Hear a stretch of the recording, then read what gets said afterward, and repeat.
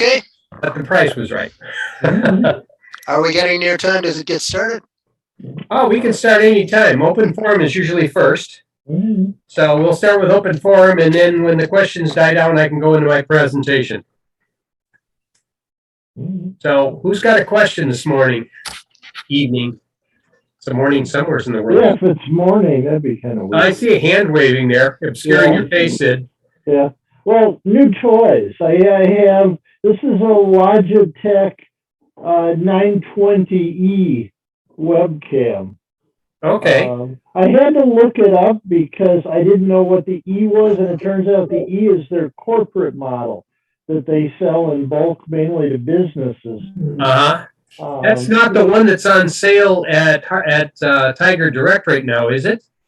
It might be on sale at Tiger Direct, but not for as cheap as I got it. So. You said it was a 920E. Oh, they have a 925E for $79. Yeah. This was a 920E. Named after you. It's the Edward model. Cool. So it's but I got it for $15. So that's a bargain. New in box. I said before you came in, my friend Bennett Weaver died. Oh, sorry to hear that. So they had a house. They were closing stuff out at a house sale, and Ben amassed more stuff than anybody could ever deal with. You went in his front door and you jumped a pile as soon as you came in. there was still a bunch left. He has just 50, 60 hard drives, but they're like 200 meg drives. Yeah. And he has 1200 baud modems, 2400 baud modems still in the box. Oh yeah. Lots of old scanners like medians. I bought one of the film slide thing in my tray. They're Logic Tune, it's called. Okay. Tune, not cartoon. Yeah. And that one lets you. Its main feature to that one is allows you to zoom in an image with the camera. Otherwise, it's a fixed width. I think the Logitech software that came with one of my cameras would do face tracking and be able to do that, but it was so buggy, I ended up removing the software and just using the standard window drivers to use it, and that's worked fine for me. Yeah, the Windows driver is pretty much all I'm using on here. The Tune software was just nice because it let me zoom in better instead of their normal, I think it's 78 degrees of fixed width. So I'm just using it for that. The only other feature it has is you can turn off autofocus and do a manual focus instead if you want to. Is that when you put the 800 millimeter telephoto on it? Nope. No, doesn't do that.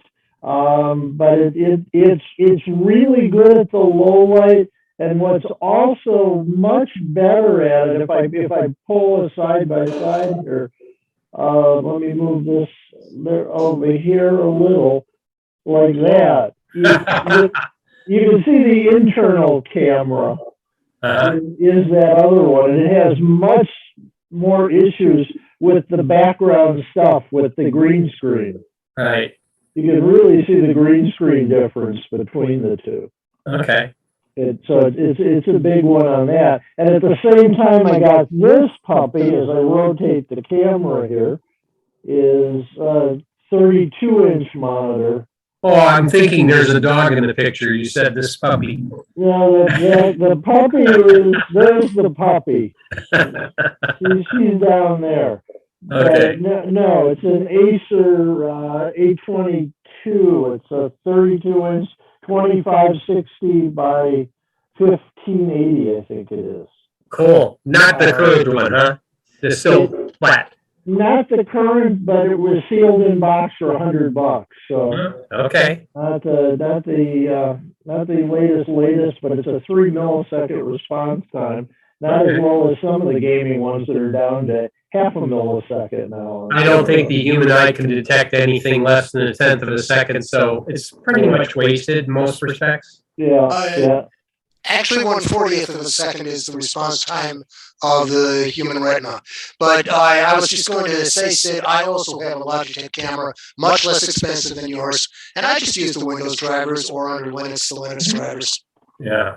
Wow, you got it less than $15. I'm impressed. No, I didn't say how much. I said it was much No, cheaper. you said it was significantly cheaper Oh, than mine. Not I cheaper paid in price, just okay. lower end. Lower end. Cheaper quality. Yes. one is frugalness, the other one is cheapness. Yeah. Well, I bought the HDMI plug-in adapter, and last month I mentioned I managed to bend the cable on the adapter, so the new adapter is in.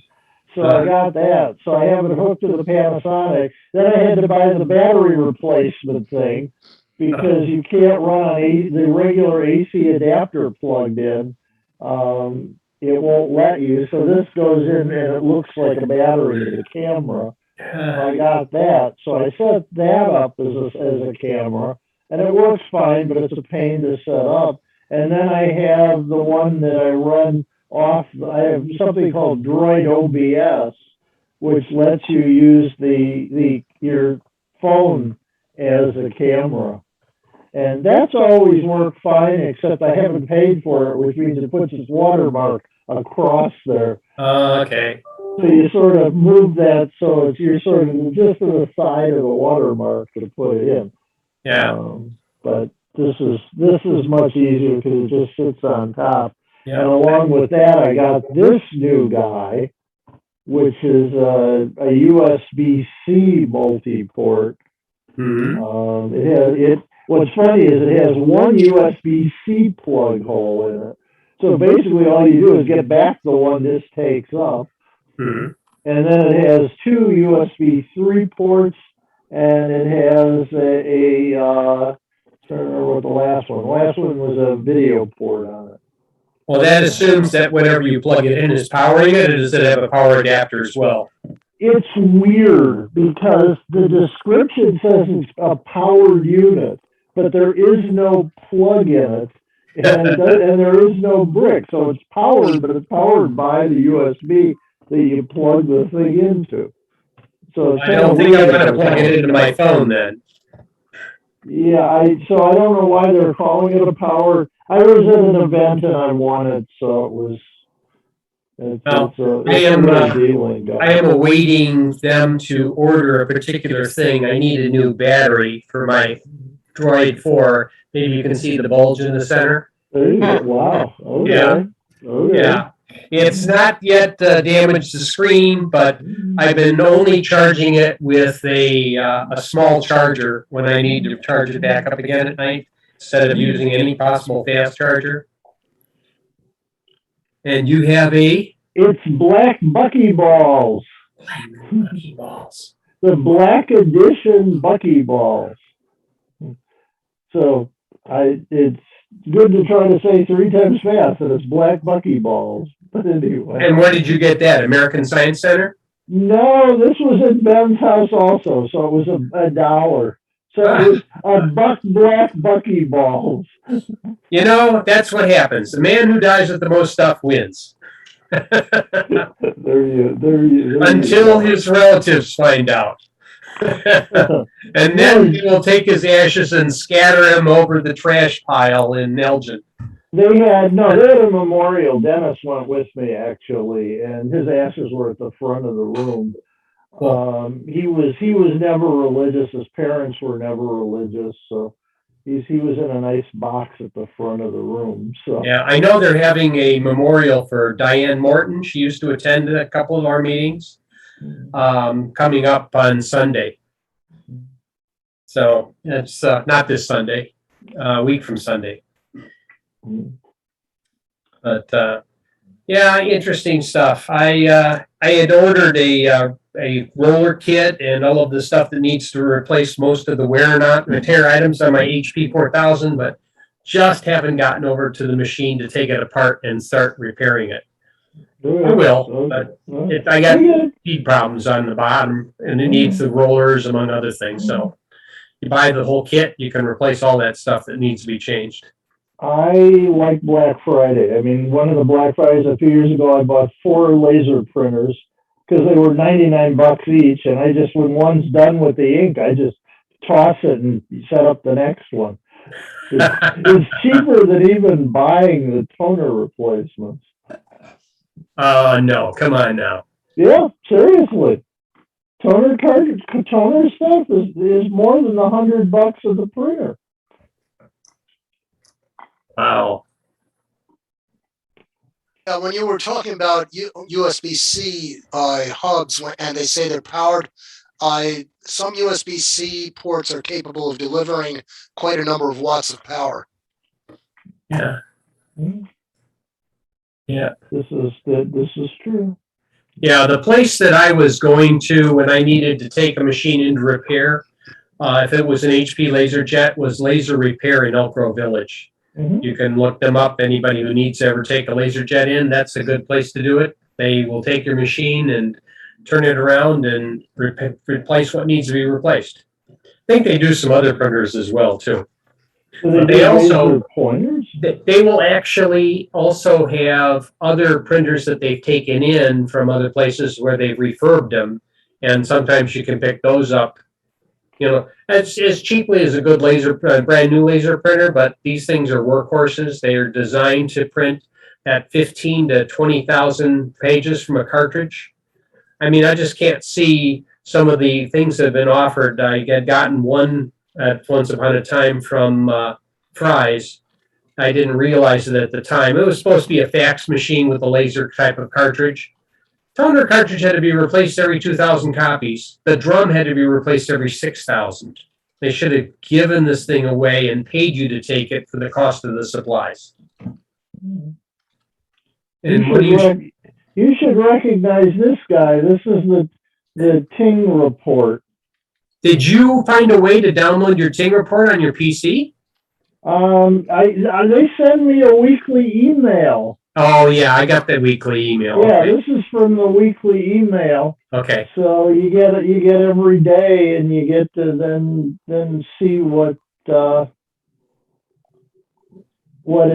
happened each day. So you can go through the days. Have you gotten any interesting things that have happened on your machine? No, if you look at the top, no outages, no surge, no brownouts, no outages. And I've had several occasions where they've done brownouts where it dropped down to like 85 volts. And I just sent them a question. I said, are you planning in the future to offer a download option for your data so that you could either share it or use it as proof if you had to deal with your power supplier? Mm-hmm. So I'll see how they respond on that.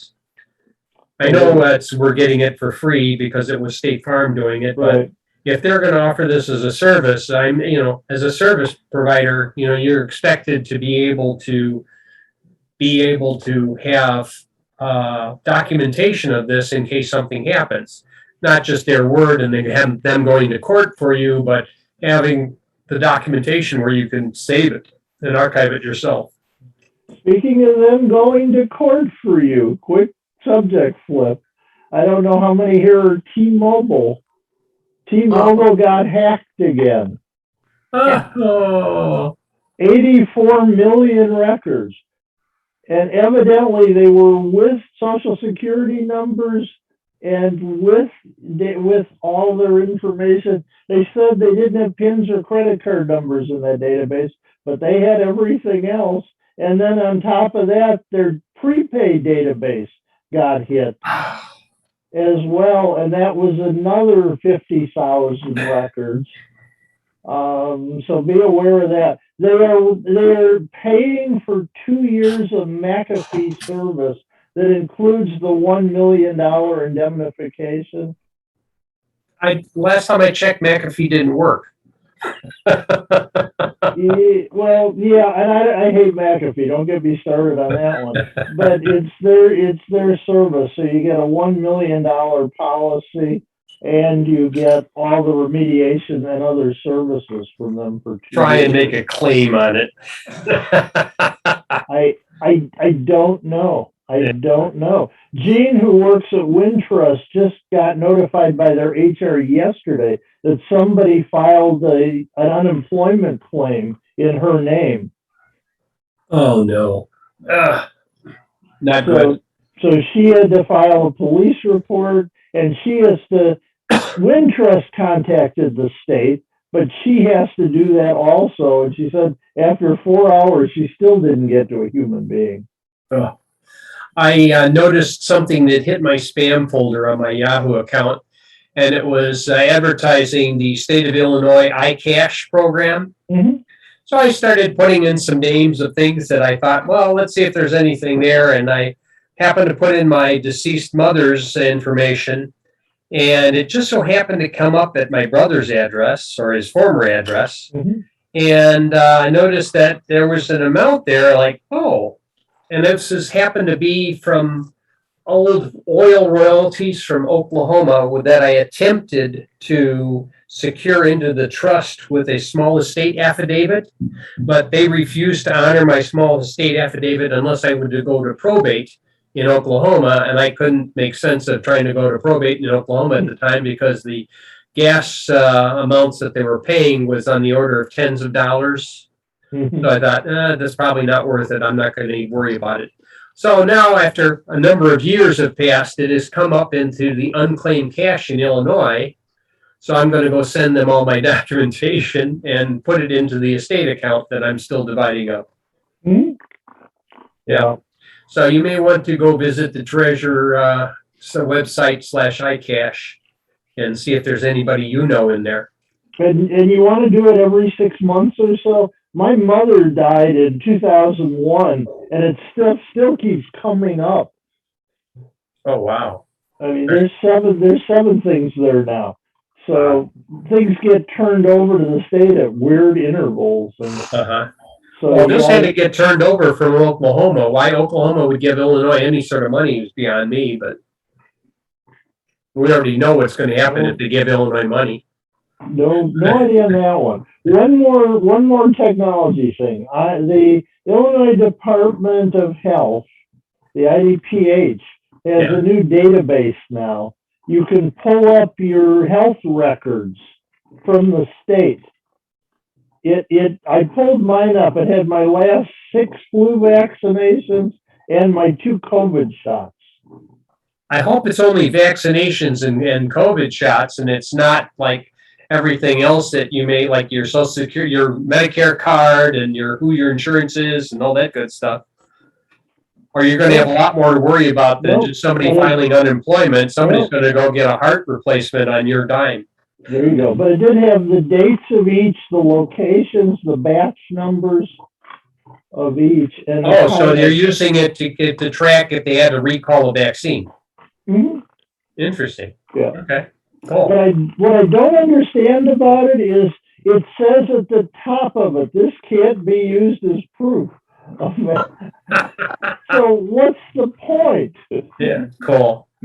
Okay, Sanford, you've had your hand up a long time. I thought you're muted. Unmuted. Yes, I gotta go find the unmute button. This was as a follow-up to the Ting thing from last month's meeting. I forwarded the information on to my son who lives in Massachusetts. He works for a public utility out there, and he's really interested in all the stuff that's going on in electrical. When I mentioned this to him, he says, "Dad, I already got something like that installed." So I said, "You did? Well, what is this?" And so he has a product called Sense, SENSE.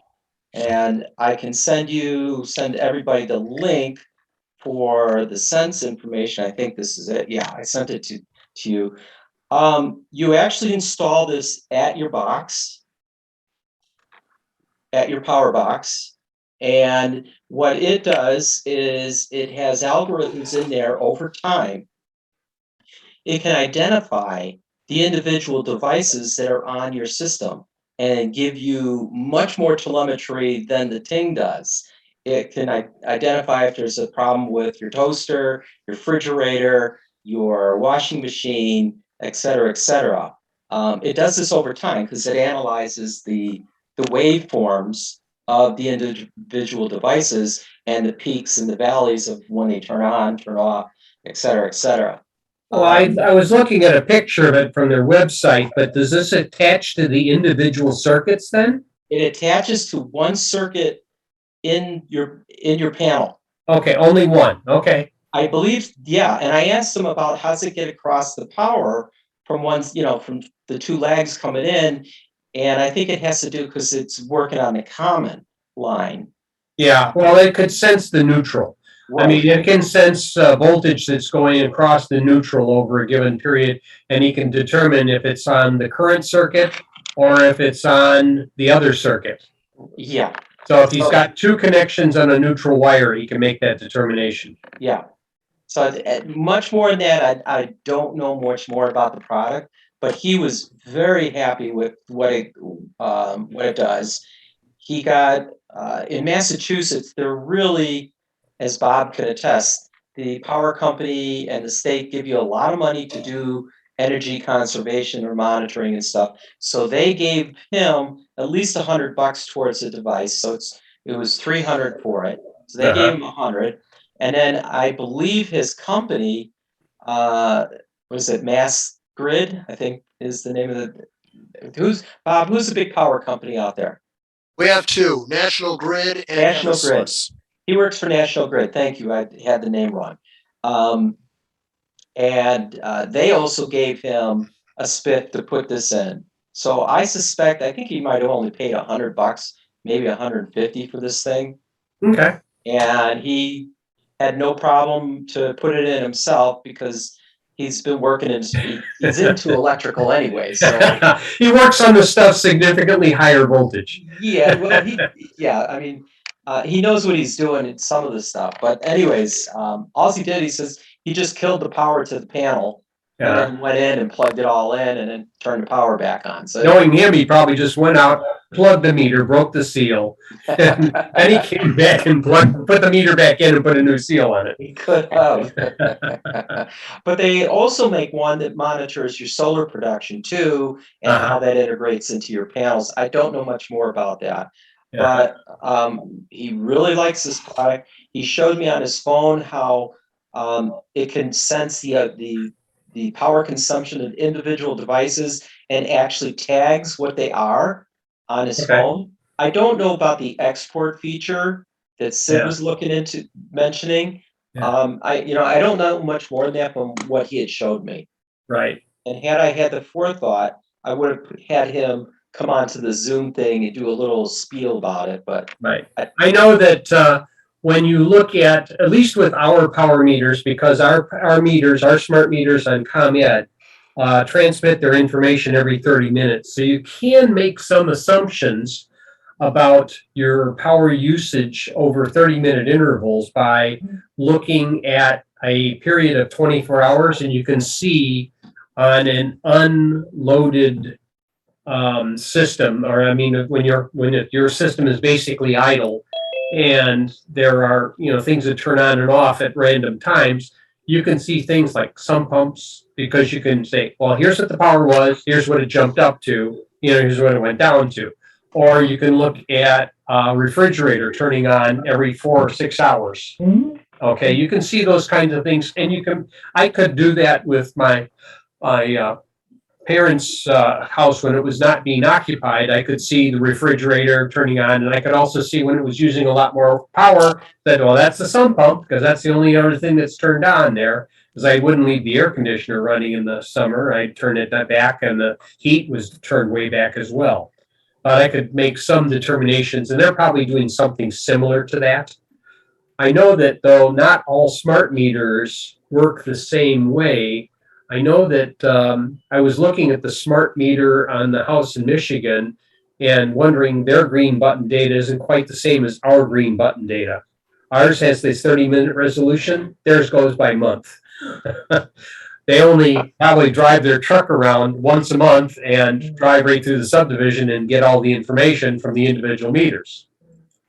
because their meters run on 901 megahertz.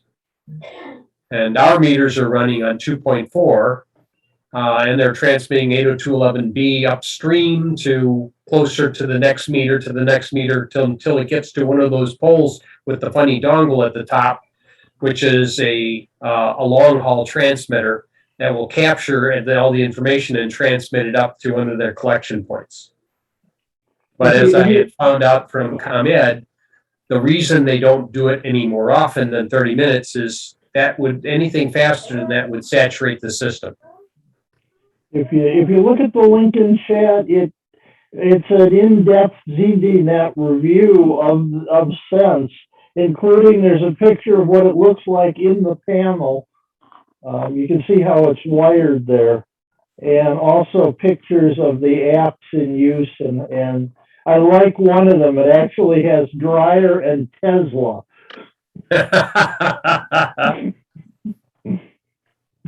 Interesting. Okay. Yeah. And probably a similar type of technology like what Ting was trying to do. I know that Ting at least they have a patent application. It's not a granted patent. It's a patent application. If you're aware of those kinds of things, once it goes for publication, after 18 months in the system, then it's reviewed, and at some point in time it comes up, and either the patent examiner just decides to take a dump on it and says, I'm sorry, you have all prior art here, there's nothing novel here, and now go refile your appeal and spend more money. Or he says, oh, that's novel, and then decides that it's wow, this is so novel, and nobody ever thought about plugging a plug into the wall. So then you got those kind of examiners too. I never got the second one. All of mine were the first kind. Also, if anyone wants information about Diane's memorial, send me a private message and I'll send them the link to the invitation for it. I am assuming that's outside? You don't know either. I don't know. Okay. I didn't look that in depth on it. Okay. All right, other questions? Everybody came with answers tonight. Oh, go ahead, Carl. I'm looking for a iPhone, as I understand they work better with hearing aids. I used one refurb. I don't happen to have any supply of them, but I would think that ones that they've taken in trade at the iPhone store at some point in time either get recycled or refurbished. I'm not sure what they do with some of those. Are you looking for a new one or a newer one? Refurb. A refurb. If anybody has that information, please share it with Carl. Let me just check them real quick. I have a friend who works at the Apple store in Oak Brook who might have some details. There are black market phones. I have a first gen Apple phone here. I'll make you a deal. There are refurbished iPhones on the Apple store. Okay. Yeah, so there are, they do advertise them, so it's a possibility. The important thing would be having a professional refurbisher of some sort do it, because the batteries that you can buy outright, you can hardly ever guarantee that they came from the manufacturer. They might be used batteries. Your mileage may vary significantly from one battery to another. You can also get them from Gazelle. Okay. Gazelle or something like that. Thank you.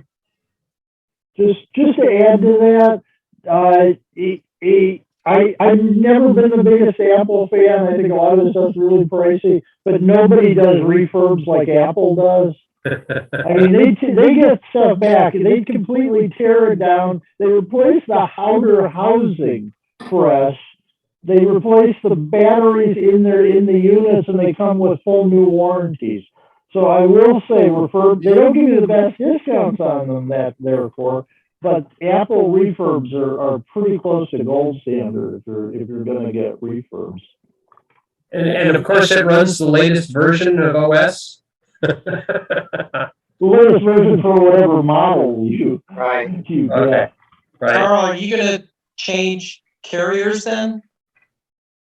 I don't know, I'm just doing this one step at a time. Well, because you could just go to a carrier and ask them what they've got. Sometimes they sell refurbs, Oh, thank you. or they'll sell you an older model. Yeah. New phone, but older model. Right. Yeah. You can get instead of the 12, or you can get an 11 or a 10.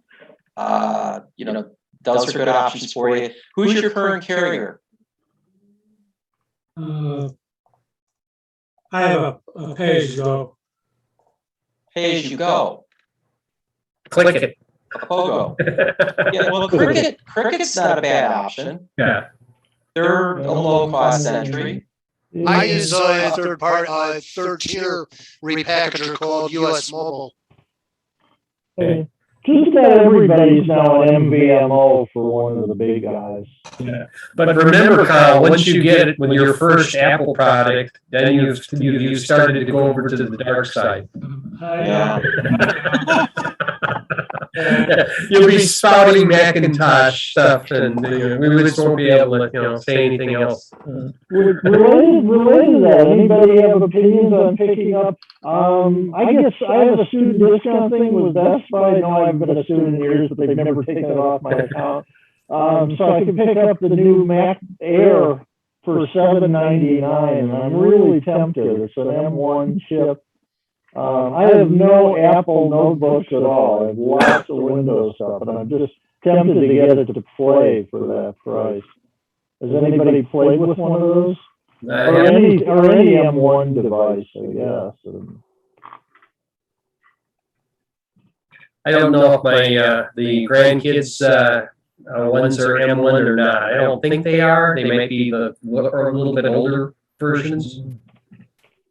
All I know is they were able to watch a downloaded Netflix at the cottage, and we didn't have any connectivity or anything, so they were perfectly happy to watch that. Well, I can do that on my iPad, but anyway, I just downloaded the Netflix stuff right on the iPad and can do that. I'm tempted. It's got 24-hour battery life on those with the M1 chips. And it's fanless because those guys run cooler on top of that. Yeah, that's important. It's got to be run cooler. Absolutely. Carl, do you have some of those new technology hearing aids?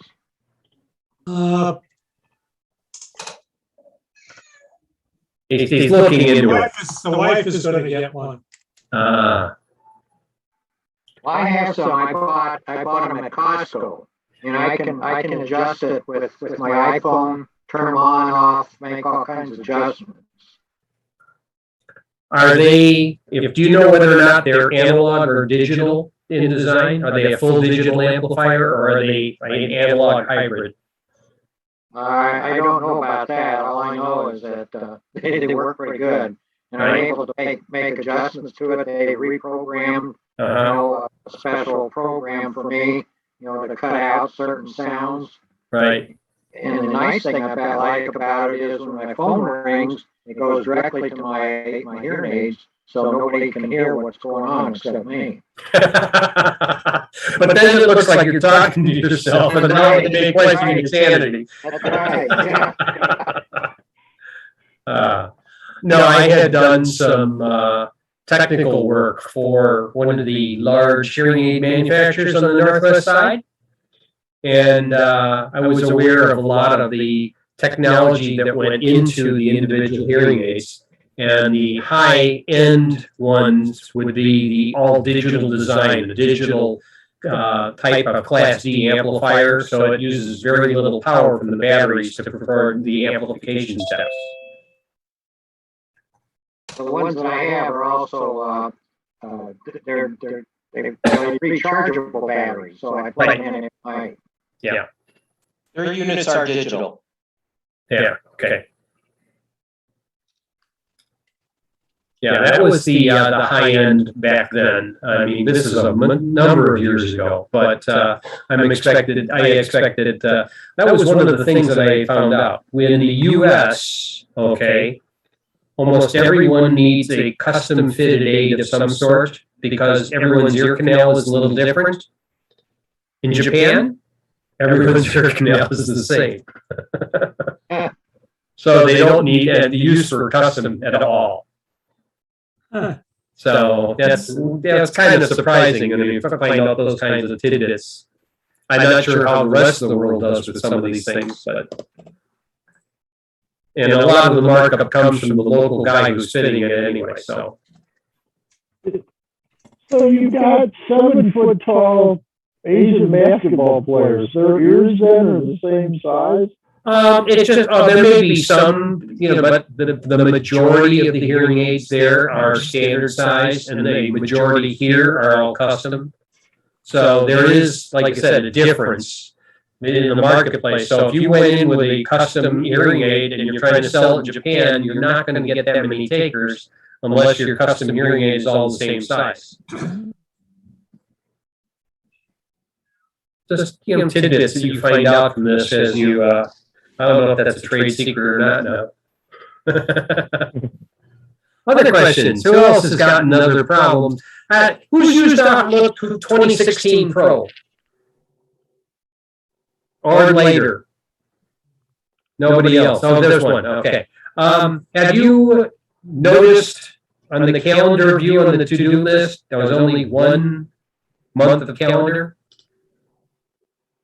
Whereas in prior versions of Outlook, you could put at least 2 or 3, if you wish.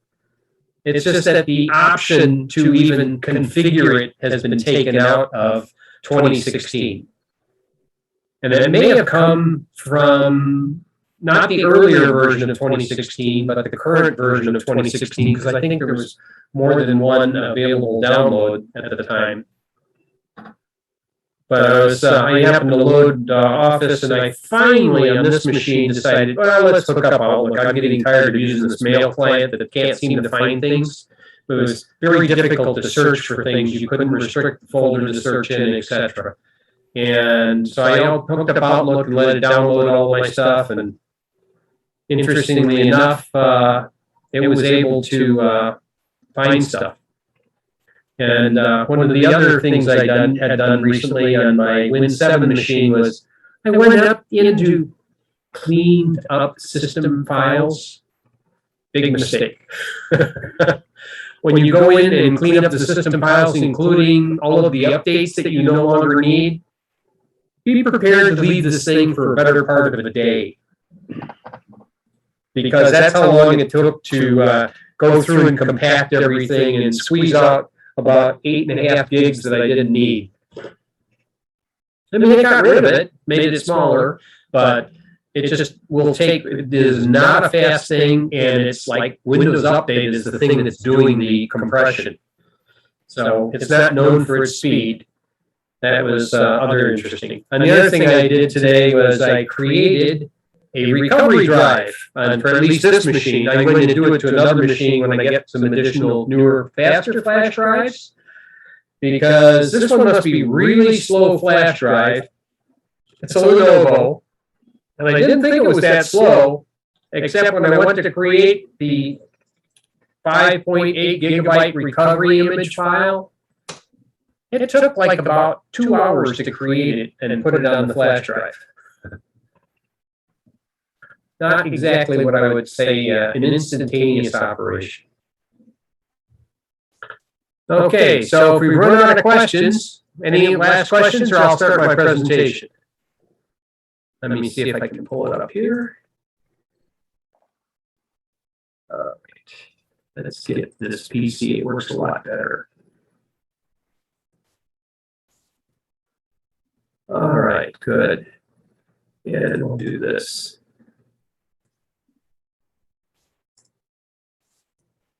Okay, good. And let's see if I can find the sharing screen. Share screen. All right, let's try this.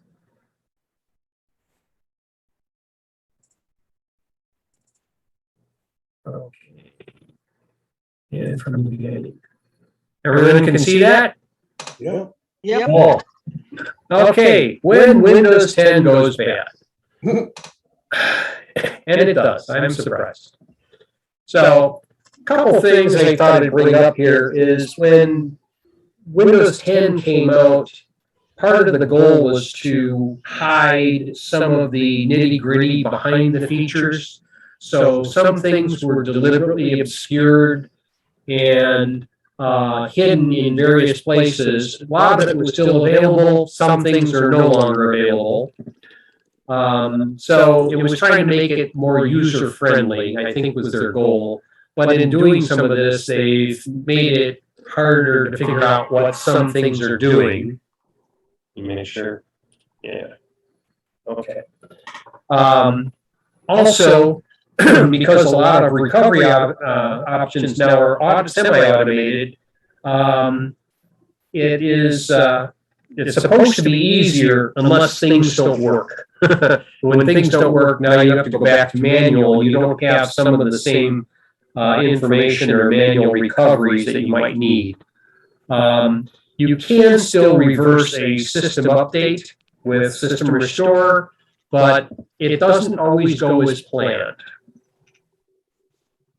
So this is what you might get as your worst nightmare. You'll see something like this on your screen where you went to boot your machine and it's got the Windows icon on it and you have the spinning wheel of death.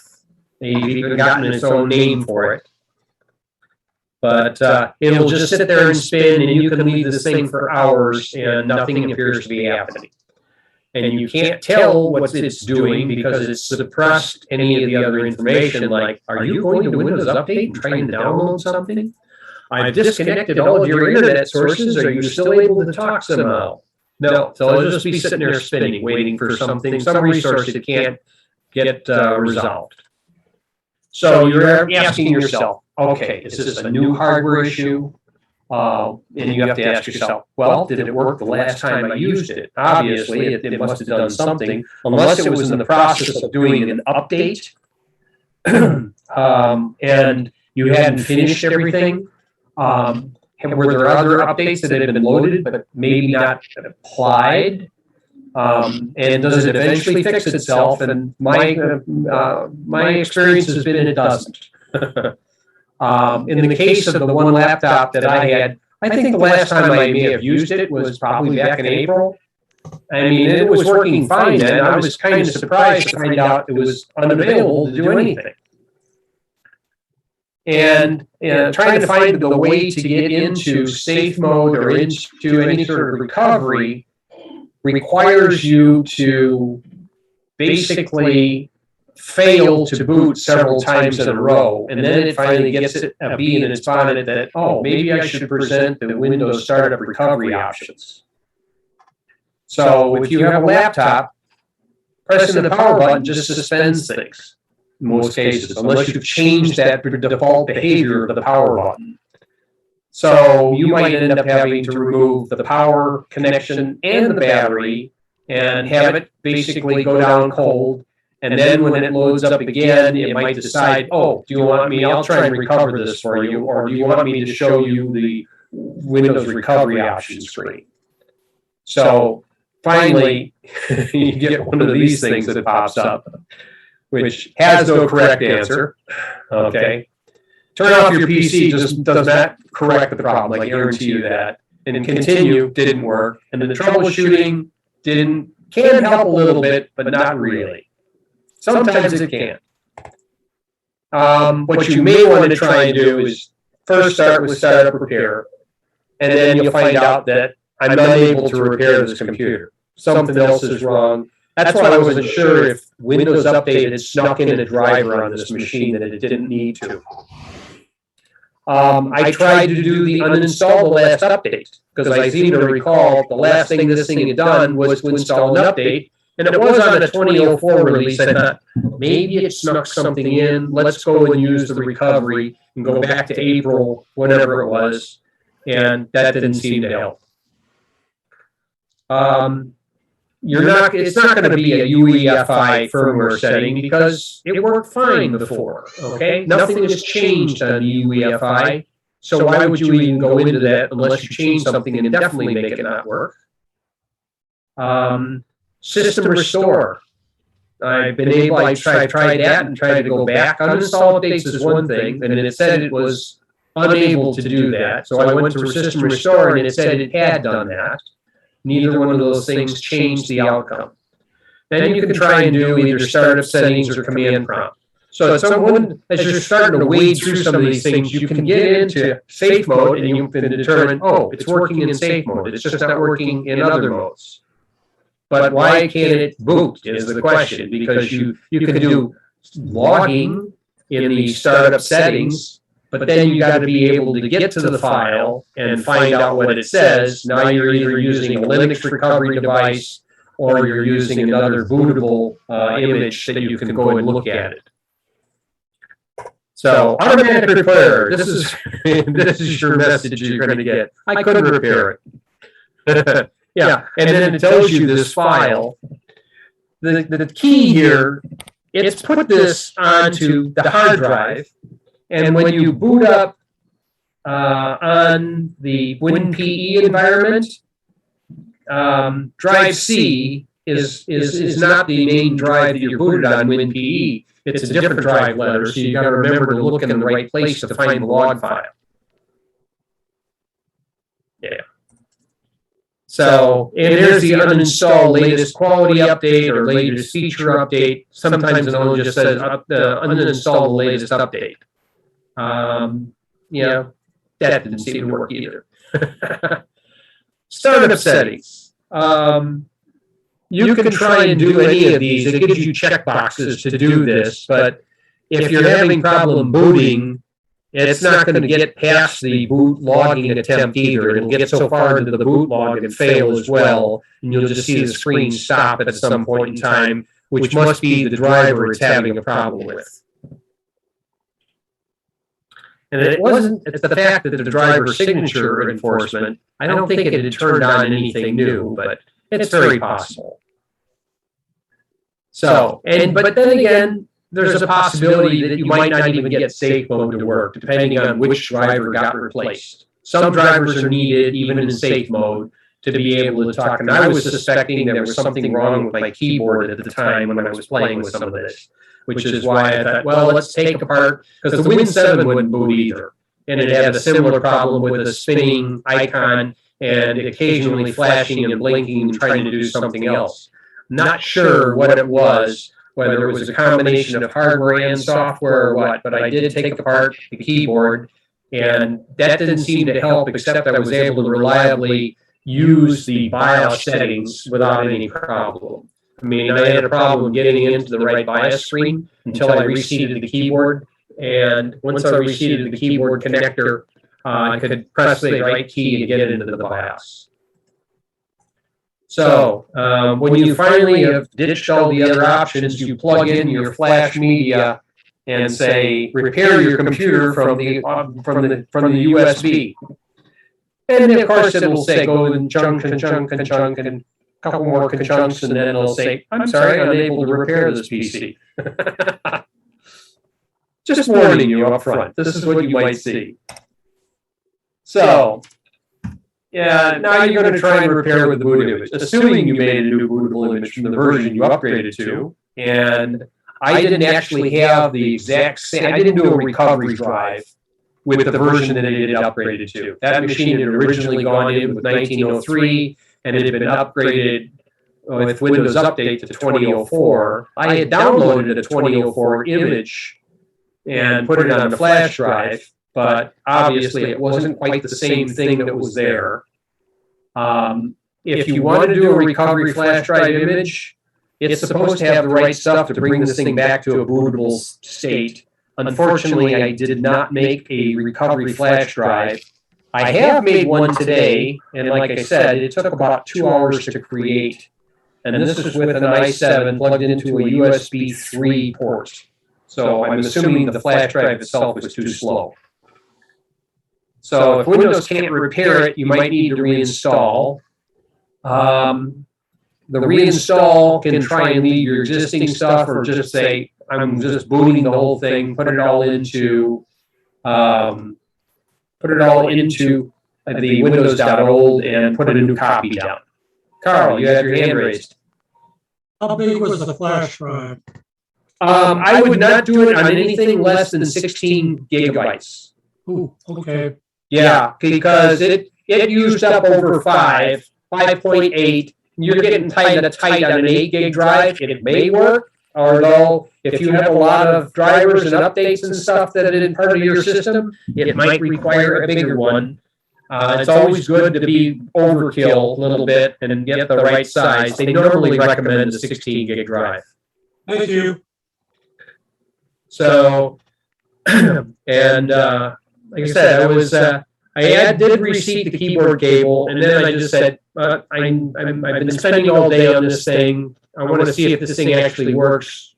I did not have a lot of information saved on this particular machine. It was sort of like a test machine that I just said, oh, let's let it go upgrade to 2004 and see what can happen. So after I got the new version of Windows, same 2004 that it basically upgraded to, I could not install my version 1903 HP 4000 N driver because it didn't like it. It said, oh, I'm sorry, but I don't recognize that driver. So I said, okay, you must have some sort of driver signing or something that got turned on along the way, and maybe that's the reason my machine crashed. So I had to try and find how I could get the HP Universal PCL driver on the refreshed image, and Windows Update did chunk for a while, and then it pulled up a list, and at the bottom of the HP, not Hewlett-Packard, but HP list, is an HP Universal PCL 6 driver, and that's able to talk to just about most of your HP printers. I did not need to reactivate my Win 10. Somehow, Microsoft recognized the fact that I had reinstalled a new copy of Windows down, and it was perfectly happy to activate me in place. And I did not use a Microsoft login on this machine. This said only a local admin. I did have to reinstall Office 2016 Pro, but it's not like I needed to go to and get out my media for it, because I just found a copy of it on the Windows.old and drug the installation files across and reinstalled it again. One thing I did notice after I had thrown this thing together, and I did a first time on Windows updates, and it said, oh, you need to restart your computer. And it was kind of suspicious because it hadn't finished processing all of the things it downloaded, but it had to click to restart. Like, okay, fine, I'll click it. Maybe you need to restart before you can finish loading it. Well, it just sat there and restarting that. And I thought, okay, this was a mistake. And I gave it, probably better part of an hour. And it said, okay, no more. And I just pulled the battery, pulled the power plug, fired it up again. And it looked like it continued where it left off, except it went past the problem point it had gotten into. And so it survived that. And after it came up, it looked like it was all intact, everything else. And I went ahead and go ahead and update and use the August 2021 updates, which most people haven't put in yet because they're still waiting the requisite 2 weeks. And it seemed to survive. Moral of the story, you probably should have a recovery flash drive and update it every time you get any major release through your operating system, unless you want to do a full image backup every time you've got new things happening on your machine. If you've got a big fast server and you can do multiple copies and do backups or do incrementals, go ahead and do it. But you might run into especially if you have incrementals, you got to remember if your utility doesn't do it, you'll have to apply all the updates, or it will have to apply it. Cool. And that has been my program for tonight. Any questions?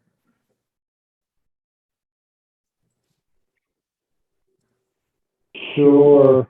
Okay. First off, will your slides be available? Sure. Just a moment. Let's do it here. It was a good program, Ed. Very good. No problem. let's see, I gotta find my computer. There it is. They've added more stuff. I can share from Box now.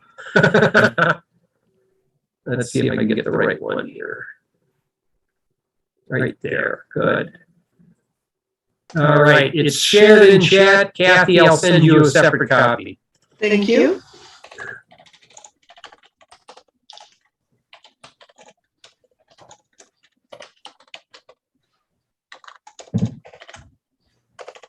Oh, hold on. I gotta send it to everyone, didn't I? Only send it to Stanford. Send it to everyone. Let's try that again. All right. All right. You liked it that way, it was going to sell copies.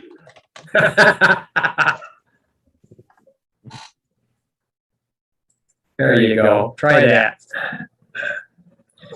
Well, I've been playing a little bit with some of the fonts and the magnification on this particular computer because with a 15.6-inch screen and doing 1920 by 1080, it's a little bit on the, I almost need to get a stronger set of specs here.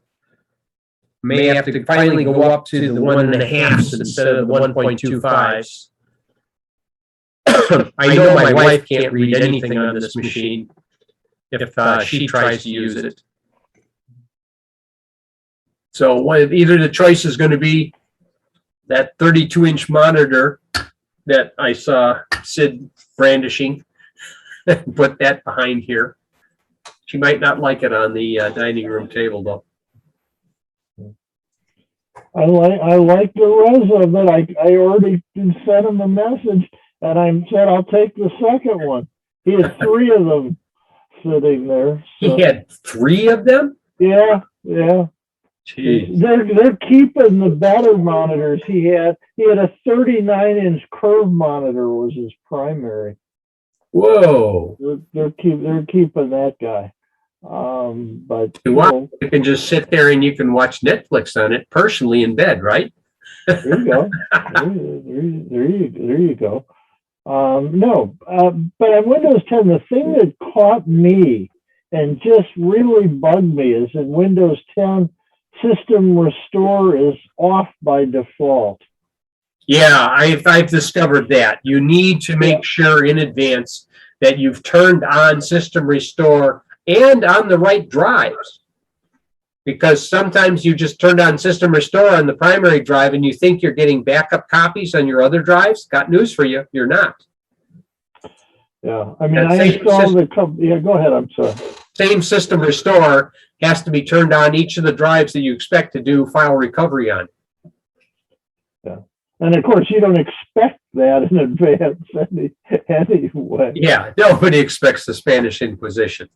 But I had installed a couple new packages, and all of a sudden I was blue screening, and so all I wanted to do was roll it back, and I'm going. It's not active anymore.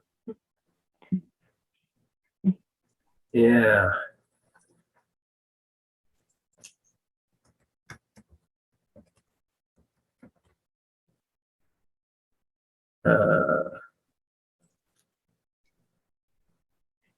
Open System Restore. So you got to go into Control Panel Restore if you want to do System Restore. And yeah.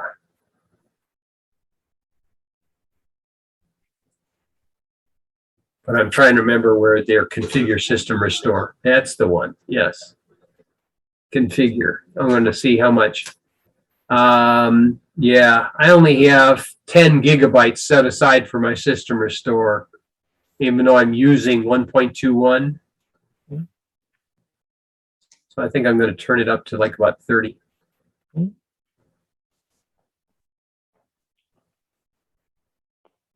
And that's the system key. Yes. Yeah, you don't need it on the other system that you're not looking at. And it had bugged me so much because in 10, the other thing they did is they block off an amount of space. So there's room for upgrades. So they turn off system restore to so-called save space, and then they block the space anyway for themselves. Now, are they going to change all that in Windows 11 as well? I'm not sure. I have no answers. Windows 11 is driving me crazy though in a few ways, but that's another topic. Windows 11 probably will be setting aside more space. Yeah, like asking you to install a second SSD just for its own use. Or given the way things are working out, it'll probably say, I'm sorry, your system can't support Windows 11 unless it has an M2 drive. Well, my Insider machine actually has a banner now on the downloads side, Insider page saying this machine does not meet the requirements for 11. Once it's released, you will not be able to run this anymore. So they're happy to let me be a guinea pig, but when it's released, sorry. Why is it? Because the chipset is too old? It's I don't think the chipset. I don't know that there's a security chip on this old motherboard. Well, no, it just has to be was it 11, 10, and 12 generation of Intel chips? 8th gen upward. 8th gen upward. Oh, they changed it? 8th gen upward and maybe a few 7th. Okay. The problem is that machine is running an AMD chip, not an Intel chip. They have their own little cutoff point. There is a cutoff with AMD.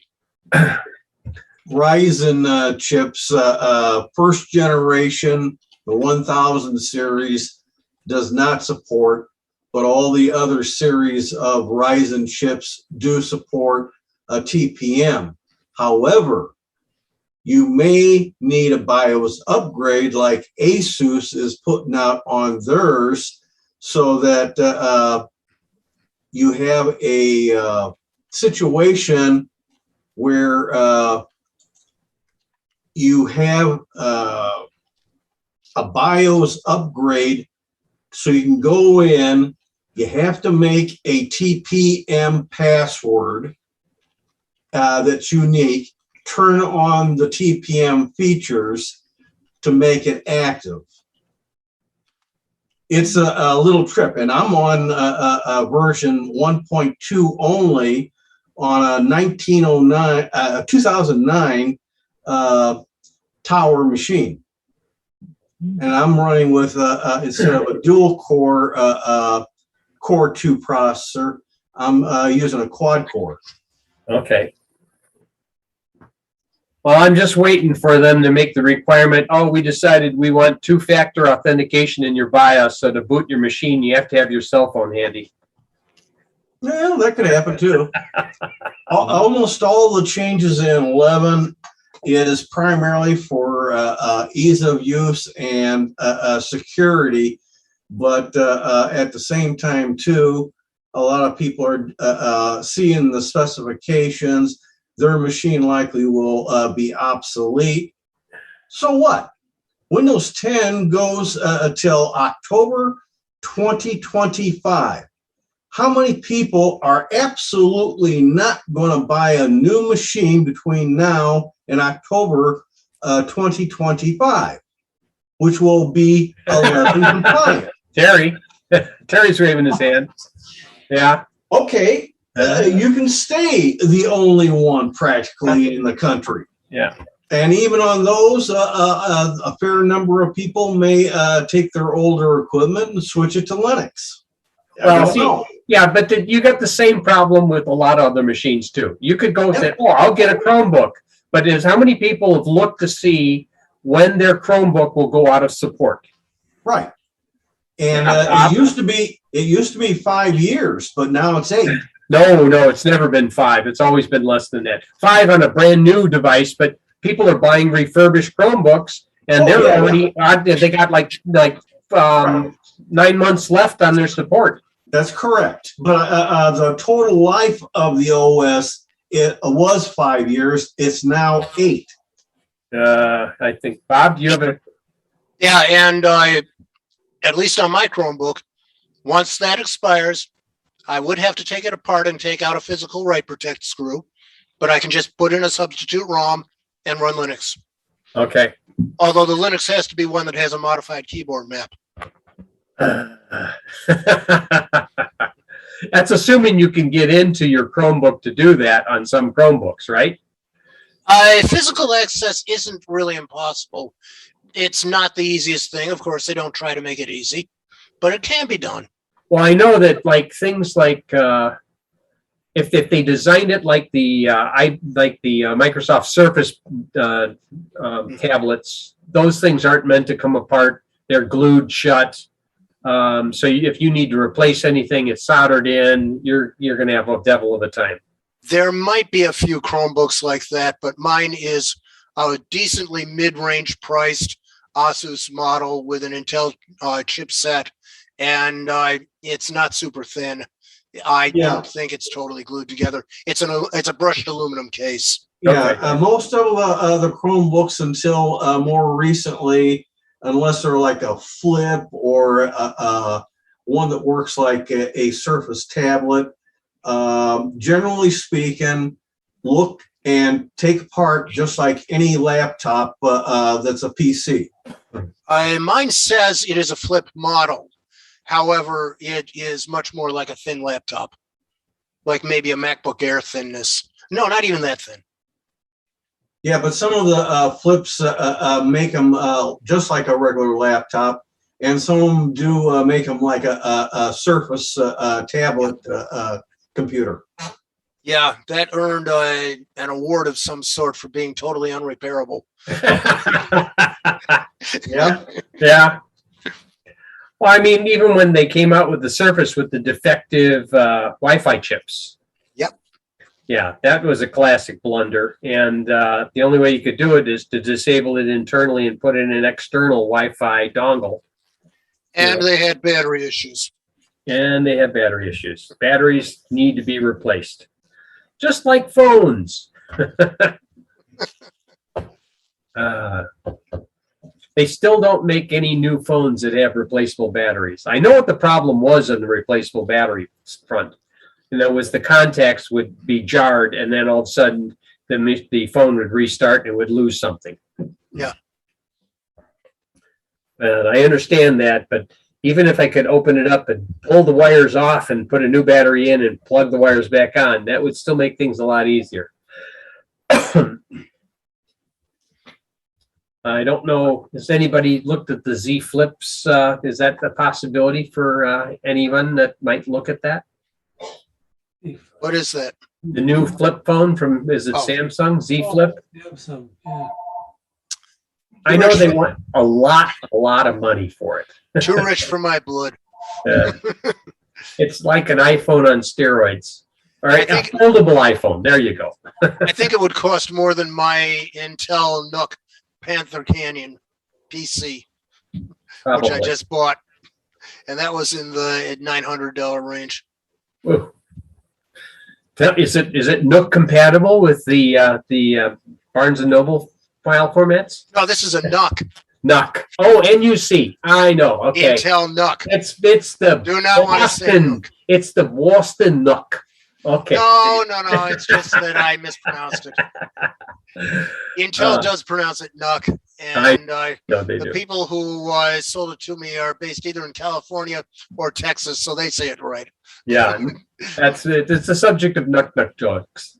But in any event, it's Panther Canyon, 11th gen. So it ought to pass muster with Windows 11 somehow, some way. Does it have enough memory? 16 gig. Okay, that should be enough. It might be a little on the small side for 11 when 11 finally gets launched. The memory, I don't think is supposedly below standards, and I can go up to 32 gig. Yeah. Well, it's just that every time I see a new release of an operating system, you better be able to double your memory, because it just sort of looks like that each time. Like Win 7, if you don't have at least more than 4 gig, you're already behind the 8 ball. Right. Preferably 6 or 8, And 6 isn't a normal size. 8 is the normal size. Yeah. A lot of machines don't support it. And if you do Windows 10, you better start thinking at least 16 gig. 8 is the minimum, and 16 for doing anything serious. And I'm expecting that Windows 11 is going to need even more. It depends on whether you're doing things like virtualized Android apps, things of that nature. Yeah. If you're using a lot of virtualization, yeah, you're going to have trouble. Well, it's just that I've seen, nobody has ever taken a browser and made it lighter weight. They always seem to grow and exceed the capacity of the machine it wants to run on.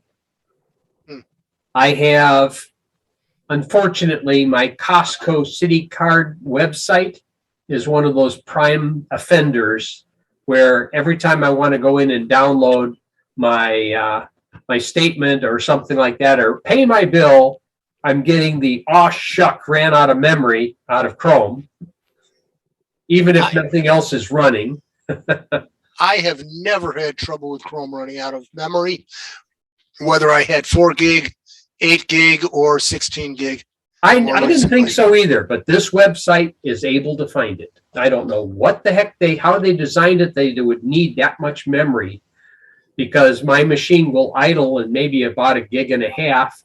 And with Win 732, it can use close to 3. But it seems to run out of memory, and Chrome bellies up, on a 4 gig machine, fine. But not with a Win 32. So okay. And why it should need to do this? You run on phones with less memory, I'll run the phone app on my laptop. Yeah. But the problem is, like a lot of things that run on phones do not facilitate easily to, I downloaded that file. Now I need to put that file over on this PC so I can go print it out and do something else with it.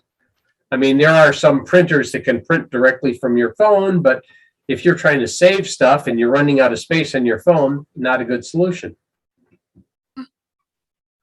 I put the solution for you in the chat box, Ed.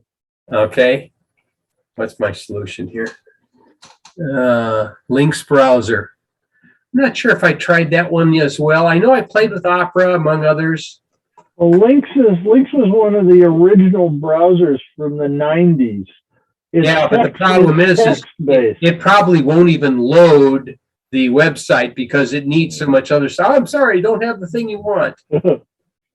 Yeah, I mean, that's the other issue is that, you can find older versions, but, we don't support that old version. So, and it looks like this is still being updated. The latest preview release is 2020. Okay. So somebody's still updating Lynx. Well, that probably means it uses more RAM now. Well, being text-based, does it automatically update? Do you know if it automatically updates? No idea. Because that's the issue that I have with some of the other ones, like Brave or Opera. You can't control when the updates occur. Hey, stay where you're at. I'm happy with this. You don't need to get any bigger than you are. But Chrome, you can't stop the update. Firefox, you can tell it, nope, I don't want you to do the update. I mean, this Lynx will run on Windows or Linux or BIOS or Amiga OS. It'll run on B? Oh, wow. Yeah, that's from the past. Yeah. BOS. That was on 68K, wasn't it? I think so. Motorola 68,000s. Lynx is text-based.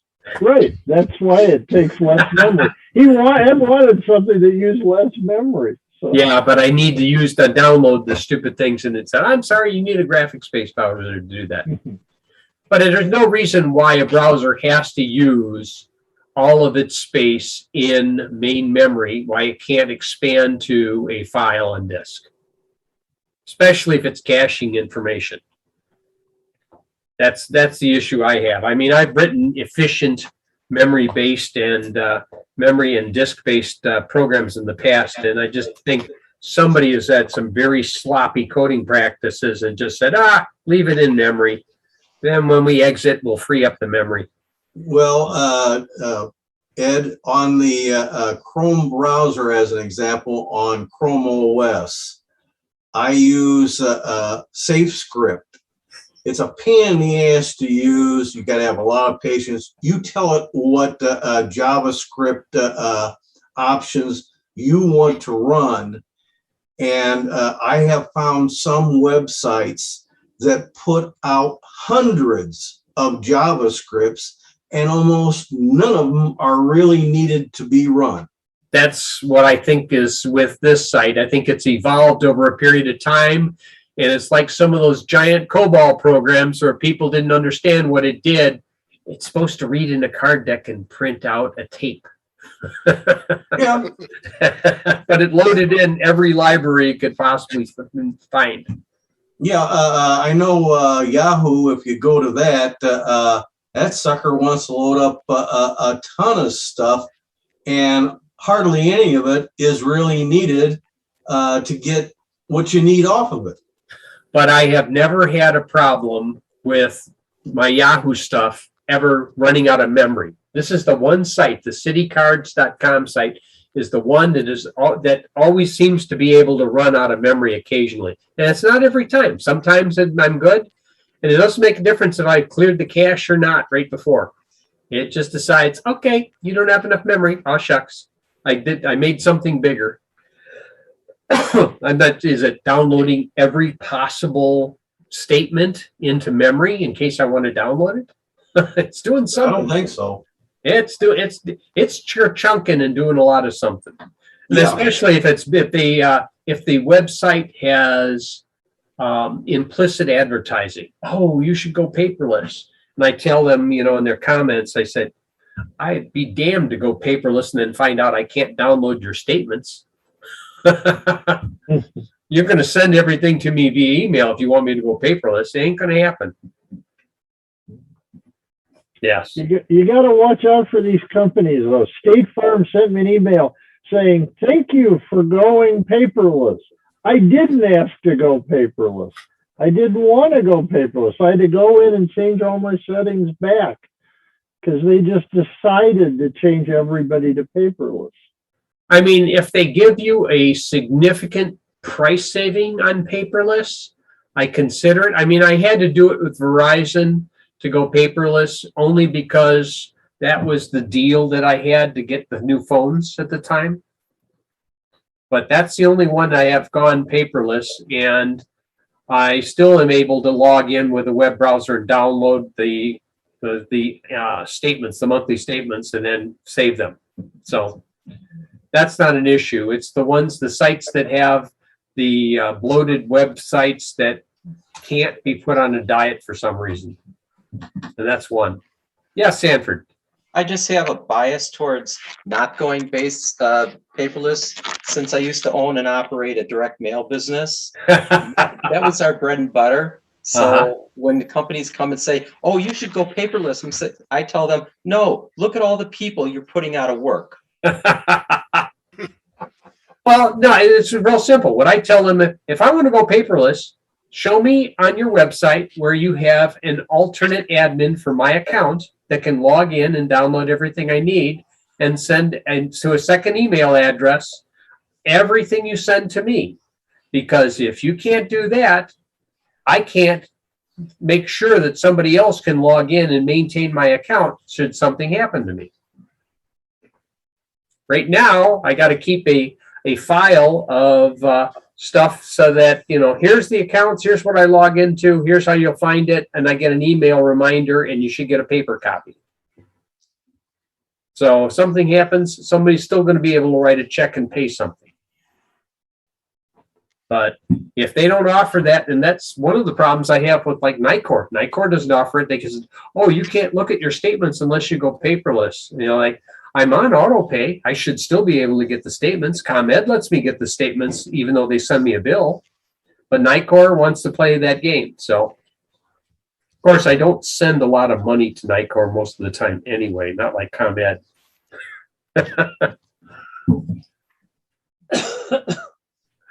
Yes. Yeah, did you have another question, Sanford? No. Okay. Anybody else got another question? You're all quiet today. Dennis, you're too quiet. Yeah. Can you check a setting in Zoom here? So when you go to the top left and click on your little green meeting information, Yeah, and then go to the right, click on the little gear, yeah. and then go down, click on statistics, Yep, it came up under statistics. and then across, click on video on the top. Sure. What does it say your resolution is? I'm sending at 1280 by 720. And under screen sharing, I'm 320 by 180. It does dynamically change though. Mine is static. Oh, mine just changed. Yeah, It went from send at 320 by 180. It went up to 17 whatever, 1280 by 720. But it's not stable. I think it's whoever is sending at the time makes more of a difference. When you start talking, you'll jump. Like I just jumped to 1280 because it's putting that for people who are doing speaker mode view. Yeah. It may be that it has to do with when it focuses on you and the outline comes up, that it starts sending more frames or better resolution. The frame rate is about the same, 16, 17, sometimes it drops to 13, relatively slow. So it's the resolution jumps up when it focuses on you and then it backs down and basically is putting you in the background. Right. So the receive, I got right now 640 by 360. Is that very good? It's better than my 320 by 180. Okay. Well, it depends on what mode you have turned on. Are you in speaker mode? Or are you using it in gallery mode? You're on the screen, but I don't know if I put you there as a pin. Let me check. I'm in speaker mode. Because if it changes, if you're if you're not in gallery mode, but you're in speaker view, then it's going to be, I'm going to throw myself into speaker mode.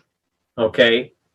And I'm going to pin myself up here.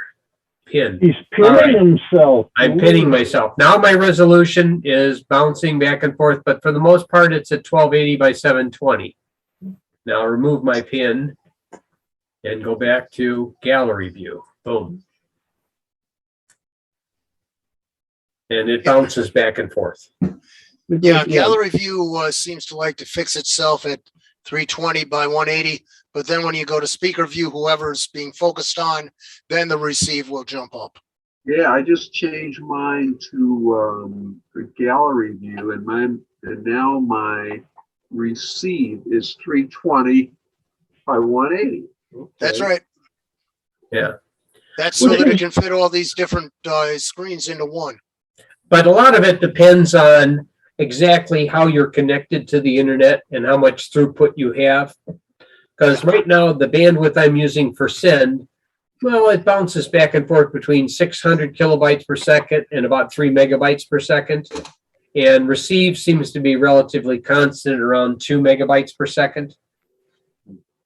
Well, I went to within the past couple of weeks, I was in a Zoom meeting and somebody was screen sharing and they were showing, screens with a statistic, not pictures, but screens with, words and numbers and things.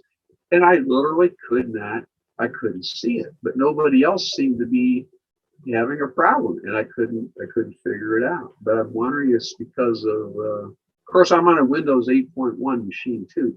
That's probably what it is. So I'm thinking it's a combination of that and maybe the Zoom that did it to me. I mean, it is a factor. I couldn't figure out why. Why am I not seeing it? Okay. Now we'll see if this changes. I just changed my screen resolution a little bit. I just went back to 1920 by 1080, and yeah, it's sort of flat tops around 1280 by 720. Let's go full screen here. See if it changes anything. Now, It's pretty much bouncing back and forth between that. That must be the high-end resolution of what it'll support. Yeah, and there's actually a high-res setting, I think under advanced settings, where you can play around with that. What's interesting is because I'm dual monitor, I'm in both modes at the same time. Speaker mode is on the second monitor, and I'm in gallery view on the notebook screen itself. So it just has them both up. Yeah. As long as you're not getting too much packet loss, you're fine. And I think it's a compromise anyway, Dennis, because of the way Zoom is trying to work. Zoom is attempting to take right now 16 conversations and display them as one. So think about this: everything that is being displayed and everybody moving every time they turn their head, it's all going to be captured and then resent back out again. And I don't know about you guys, but if you look at the overall stats, I'm using about 18% CPU for Zoom and about 625 meg. Yeah, you don't want to know how little CPU I'm using on my Panther Canyon. It's very low. Mine is bouncing like 10 to 14%. I'm and about 345 meg. My CPU says for Zoom is 83%. And it says overall 100% high is all red. I'm 2%, 6%, and Wow. 2.4 gigahertz for four cores. I have 8 hyperthreads. I don't know how you achieve that. I'm curious because this is 2.2 gigahertz. With a Panther Canyon 11th gen chip. Yeah, but this is a 2.2 gigahertz with 6 cores and 32 gig of memory, and it's still using about 15%. That's because the gigahertz don't mean a whole lot compared with the number of cores and hyperthreads. Well, as I said, this is a 6 core. Yeah, but that's how many hyperthreads? I believe it's 2 per core, so I would think it's 12. You might have more going on than I do. My Zoom using 80% of my CPU, there's a big red message down here that I see. It says high CPU usage may be affecting your meeting experience. Please close other applications. Well, I don't have any other applications open. Well, in some cases, Dennis, you need to do a reboot before you get into the meeting and fully run Zoom. I did do that. As a matter of fact, I did do that. I shut it all down about 4 o'clock, 4:30, and I did that because I know I've had issues with the machine before if it's been running for a couple of days or so. Do you have a lot of apps running in your tray though? Not really. You click on the up caret on the right-hand side and see what's going on in there. In other words, how many background processes do you have? Right. You may have a bunch of background processes going on. It just says Intel graphics, audio manager for Realtek, safely remove hardware, solve PC issues, charging thing, network. I'm plugged into the network. Well, I'm relatively light. I only have 190 processes running on my machine, and I have nothing else going. I put up my CPU-Z numbers for this machine. The important thing is the temperature of my core is about 58 degrees Celsius. So as long as it keeps cool, that's fine. That's relatively speaking cool. Yeah. Okay, any other questions, or we'll end? Sanford's waving. Okay, go ahead, Sanford. For one thing, Carl, we can't see you. You're all dark in there. Oh, You need some lights in there or something. Turn on the Carl backlight. Hey, he's saving energy. Don't knock him. Yeah, Carl- Well, you know, Carl we still gotta gets- see the guy. Carl gets Right. better. Here's my, Carl gets better ting and sensed readings when he sets all lights off. or he went over to the dark side. He's starting, yeah, I know. That's he definitely went to the dark side. Yes, he's got an apple in the darkness. Yes. okay, so my question is, when I'm booting my laptop, occasionally I'll notice when it's coming up, I'll see some DOS dialog boxes pop up.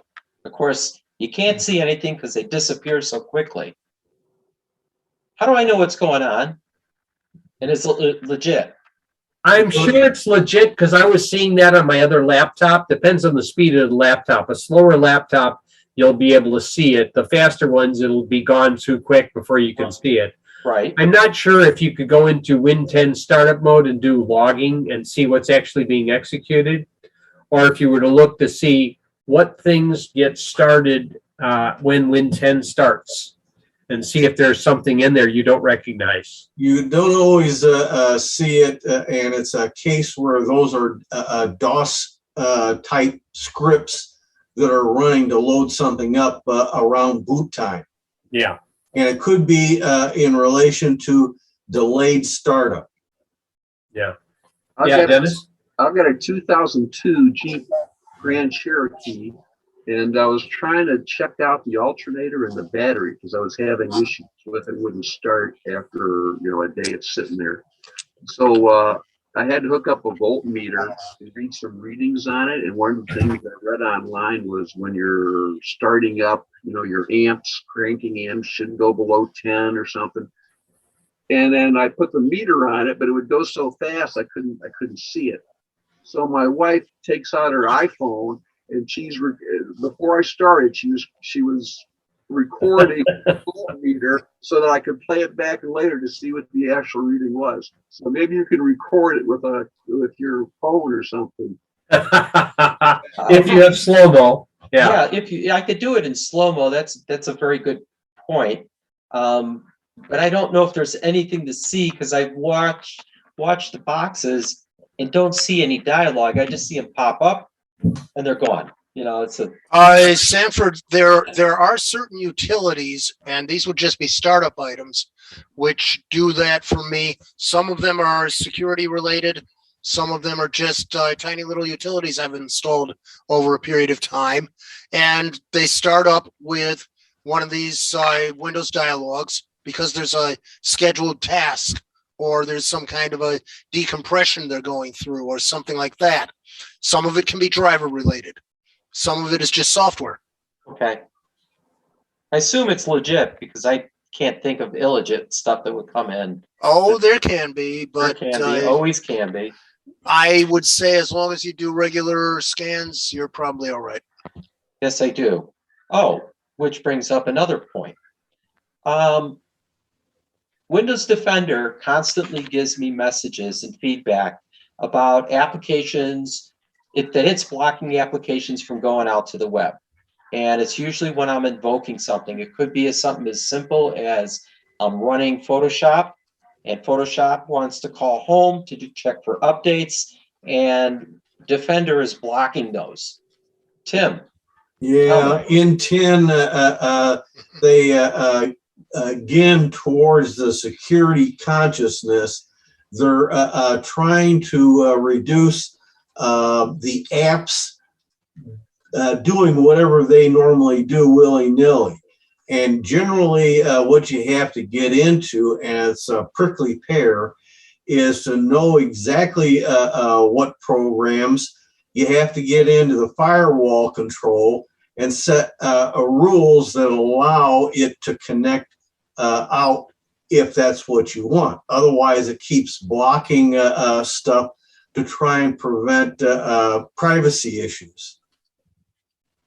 Yeah, you can go into Windows Security under Exploit Protection and see individual program settings and see which ones have already been allowed to send stuff home. Right. So you And can also, actually see how many overrides are there. Also, protection history will show you what has happened. It'll show you the events.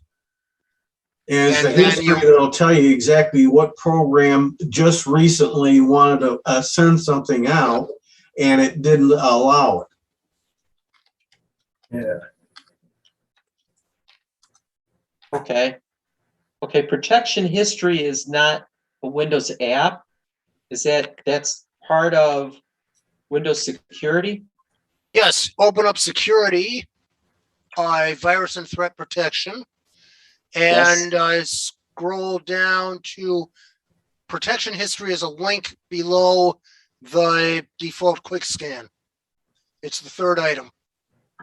Under virus and protection, current threats, there'll be a box that'll be quick scan, which is the default scan, and 3 links, the third of which is protection history. And it shows what was blocked. In my case, I have the ransomware protection, so I sometimes have those items. But in your case, they might be firewall items. Okay, got it. Now I see what I got to do. No recent actions. Obviously, I must have opened up my firewall. Yeah, I just get actions from ransomware protection. That's all. The only problem is when I've tried to make sure I had file sharing and the local net, and the default is to turn all of that off and start up as a public net. And like, oh, now I got to change it back to private again. And okay, now share. And oh, you do not share well at all, do you, machine? And by the way, Sanford, if you allow some of these items, you might see fewer of those DOS boxes at startup. Okay. They may be leftover notifications. It doesn't help that some of these are very ambiguous, where it says, wait, hold on, let me find one. Bear with me. Updater core helper exe. Those tell you absolutely nothing. That tells you it's one of your programs has an updater. Right. And I'm guessing that might be an Adobe one that covers a variety of their programs. Probably, since I have Adobe products. There's a lot of programs they install in your startup folder, whether you like it or not. And a lot of them are checkers for new versions when you run the program. And then they give you a pop-up box saying, oh, we got a new one for you. Please upgrade, or something to that nature. Oh, I love it when Glary Utilities does that constantly when I'm trying to do other things. And generally speaking, most everything in the startup folder, if you go into Task Manager, View, Startup, almost everything there can be turned off and disabled. Reboot the computer and go back into the same Task Manager view of startup, and you will notice a few of them turn back on, such as an AV program as an example. Yep. Those are deemed necessary. Everything else will remain disabled. Unfortunately, Glary Utilities is one of the ones that keeps reactivating itself. Yeah, well, I disable it, and so far I haven't had it reactivate itself. Okay, so startup folder is where to go for that. Yeah, startup folder. You can also go in Windows 10. It's a little easier, but it's also in 11. You go into your apps folder in settings, and the last folder is startup, and you can turn things on and off there as well. Okay, let's see if you're correct about that on my PC. My PC does not have something called startup in apps and features. Oh, startup. No. I got you. Startup. Yeah. And let me see if Glary Utilities is sitting there. No, it is not. That means it's being started via registry. Yes. That's right. And for that, you need auto starts. You can download from Microsoft. Auto runs from sysadkernels.com. Yeah, But for Glary, if you do remove it via registry, the program stops working. Well, yeah, but see, the thing is with the auto starts thing, Yeah. tool, I may have the name wrong, but Okay. basically speaking, it shows you anything that's starting up, and you can disable it from there. Yeah, but if it doesn't start up, it doesn't prep the application. So when you try and run the application, it said auto start didn't run. I'm not going to run. Well, Yeah. I haven't had that happen yet because they separate the check for updates versus the actual program. You're not trying to disable the program. Mm-hmm. You're trying to disable the automatic search for an update only. I'm not sure that's where the pop-ups come from in Glary Utilities. The ones that pop up are things that happen even when it doesn't find that there's an update. It says, "Oh, but you want to upgrade, don't you?" And then you have to say, "Not now." Oh yeah, we get. I get those galore too, Nat, and you. For most of them, I just ignore them. Yeah, And if they're in my way, then I close them and get out of my way. Let me do my work. that's what I'm saying about there being these annoyances in some programs. But Oh yeah. That's not Sanford's issue. I think Sanford, you could manage your auto runs and auto starts, Which I have been. and 90% probability something's in there.